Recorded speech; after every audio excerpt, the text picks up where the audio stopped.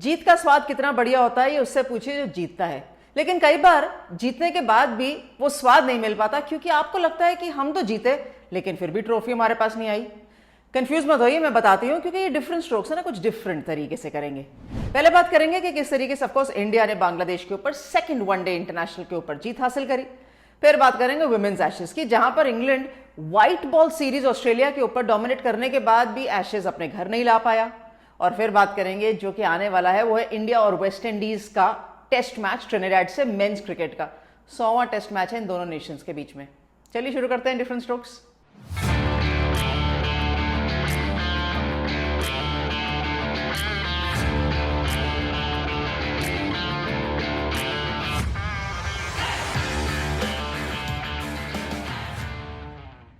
स्वागत है आपका डिफरेंट स्ट्रोक्स के अंदर। और देखिए, जीत जैसे ही मिलती है ना वैसे ही बहुत सारी चीजें कवर हो जाती है। वैसे ही हरमनप्रीत कौर की इस टीम ने जीत कर दिखाया कि जब ये दृढ़ निश्चय कर लेते हैं ना, जब पता है कि किस तरीके से खेल चलाना है, खेलना है, नहीं खेलेंगे, हार जाएंगे तो श्रृंखला हार जाएंगे।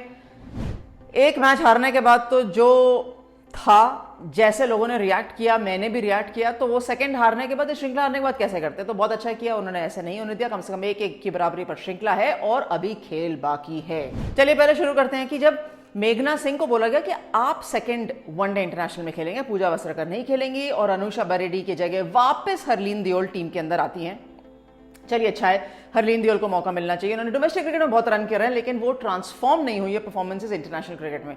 मैं ये बार बार बोलती रहती हूँ क्योंकि मेरे को भी सरप्राइजिंग है कि ऐसा क्यों है। जब ये दोनों खिलाड़ी अंदर शामिल हुए लेकिन पहले इंडिया ने बैटिंग करी, तो बैटिंग के लिए मुझे लगा कम से कम चलिए थोड़ा सा बेटर परफॉर्मेंस आएगी, जो कि स्मृति मांधाना से टू बी फेयर आई भी। कम से कम उन्होंने अपने आप को अप्लाई किया और कोशिश करी विकेट पे ज्यादा देर, पिच पे, मैदान पर ज्यादा देर खड़े रहने की, पार्टनरशिप बनाने की, जो कि उन्होंने हरमनप्रीत कौर के साथ बनाई।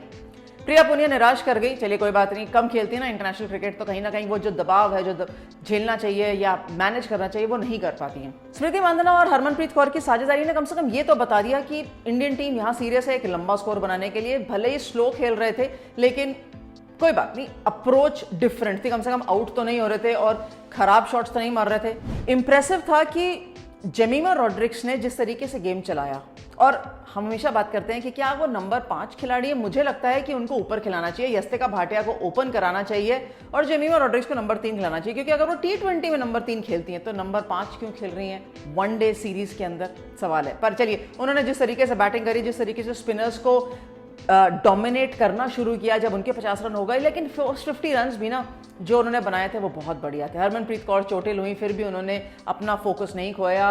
रनिंग बिटवीन मोर पॉजिटिव थी भारतीय टीम की। और वो पिछले मैच में हरमन बता भी रही थी ना कि वो इंटेंट दिखाना चाहती हैं अपनी टीम से, इंटेंट होना चाहिए सिंगल्स डबल्स का। तो चलते कम से कम 200 से ऊपर भारतीय टीम ने एक आंकड़ा बोर्ड पे डाला।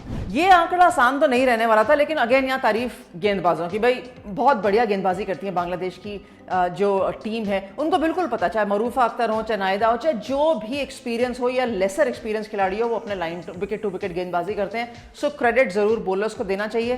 भले ही 200 से ऊपर का लक्ष्य भारतीय टीम ने उनको बना के दिया, अब बैटर्स का काम है कि उसको चेस करें। वहां बांग्लादेश थोड़ा सा कमजोर दिखती है, वो कड़ी थोड़ी कमजोर है क्योंकि अगर उनकी कप्तान निगर जो उनकी कप्तान है ज्योति, वो रन नहीं करती ना कहीं टीम फंस जाती है। तो और 200 से अधिक रन करना आसान नहीं है अगर आपका टॉप ऑर्डर रन ना करे।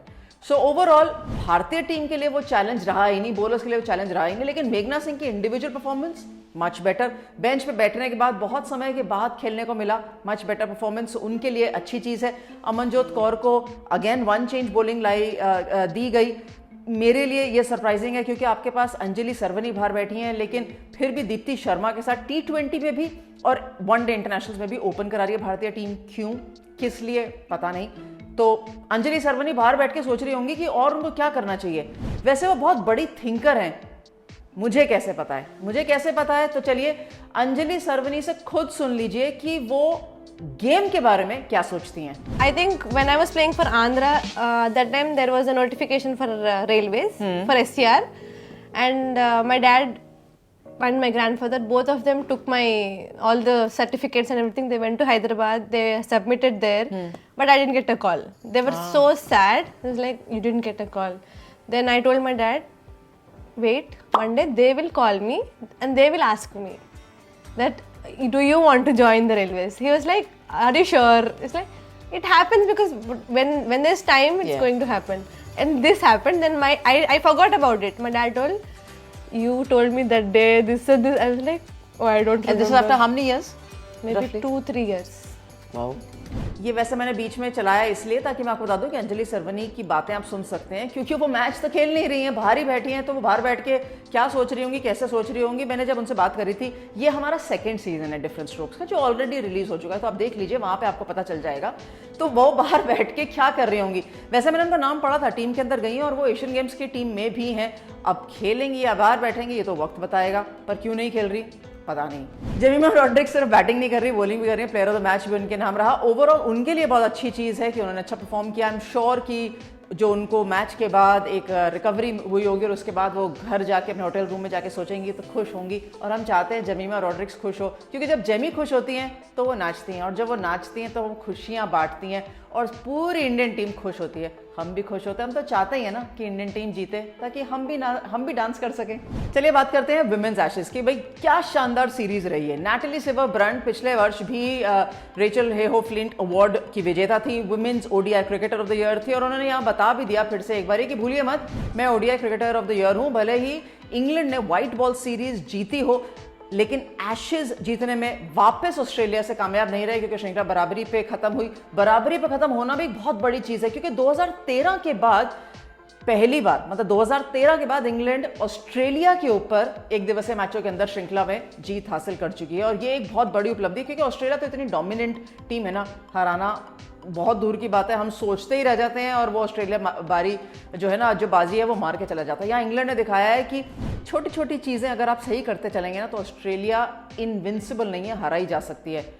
इंडियन टीम आई होप नजर रख रही हो, लेकिन बाद में पहले बांग्लादेश के विरुद्ध श्रृंखला जीत जाइए, उसके बाद आइएगा, क्योंकि जिस तरीके से बेथ मूनी, एशले गार्डनर, मुझे लगा कहीं ना कहीं मैग लैनिंग की कमी खली ऑस्ट्रेलिया टीम को। लेकिन ये रियलिटी चेक है उनके लिए भी कि अगर मैग लैनिंग नहीं होंगी तो फिर बैटिंग की डेप्थ क्या कम हो जाती है, या आप बॉलिंग, जो आपके पास इतना बड़ा लंबा बॉलिंग लाइनअप है, वो इतना बढ़िया नहीं है कि वो ऑपोजिशन को रोक सके। इंग्लैंड ने ये करके दिखाया है, और जो सीरीज रही, near packed stadiums following women's cricket, Australia and England series, it was outstanding. Congratulations to both the teams and especially to Natalie Sever-Brunt. मजा आ गया, एक नहीं दो शतक वनडे सीरीज के अंदर। अब भारत और वेस्ट इंडीज 100वां टेस्ट मैच खेलेगी, आपने सामने ट्रिनिडाड के अंदर होगा, और बहुत बड़ी चीज है 100वां टेस्ट मैच। आप और हम, मुझे नहीं लगता कि जो भी मेरे व्यूअर्स उसमें किसी ने भी पहला टेस्ट मैच देखा होगा, पढ़ा होगा। मैंने नहीं देखा, ना ही मैंने पढ़ा है, पर मुझे पता है 100वां टेस्ट मैच है। लेकिन एक चीज़ है कि कहीं ना कहीं थोड़ा बहुत बारिश, मौसम एक फैक्टर जरूर रहता है, वो हमेशा रहता है वेस्ट इंडीज़ के अंदर। कितना मैनेज या डैमेज करेगा वो वक्त बताएगा। लेकिन क्योंकि भारतीय टीम ऑलरेडी 3 दिन में मैच खत्म कर दिया था, तो मुझे लगता नहीं है कि बहुत ज़्यादा चुनौती दे पाएगी वेस्ट इंडीज़ टीम। और वैसे भी उन्होंने एक अतिरिक्त स्पिनर अपने लाइनअप में ऐड कर दिया है, तो अगर अतिरिक्त स्पिनर वो लाइनअप में ऐड कर रहे हैं तो कम से कम 11 में खिलाने की कोशिश भी करेंगे। तो दैट मीन्स कि जो विकेट है या पिच है वो शायद स्पिनर्स को मदद करे। मुझे नहीं लगता कि भारतीय टीम में बहुत बड़ा बदलाव देखने को मिल सकता है।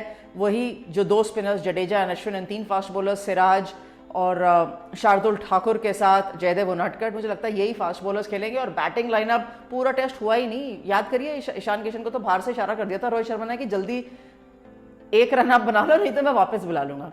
तो सेम प्लेइंग 11 मुझे लगता है भारतीय टीम खेलेगी, लेकिन मैं जरूर चाहूंगी कि कोई ना कोई इसके अंदर जुड़ जाए। कौन जुड़ जाए आप बताइए, ये आपका सवाल है, जल्दी बताइएगा, क्योंकि मैच शुरू होने वाला है ना, अभी नहीं थोड़ी देर में, लेकिन आप तब तक अपना आंसर भेज सकते हैं।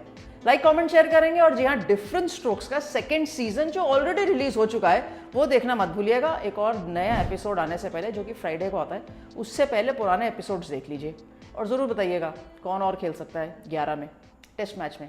Thanks for watching different strokes.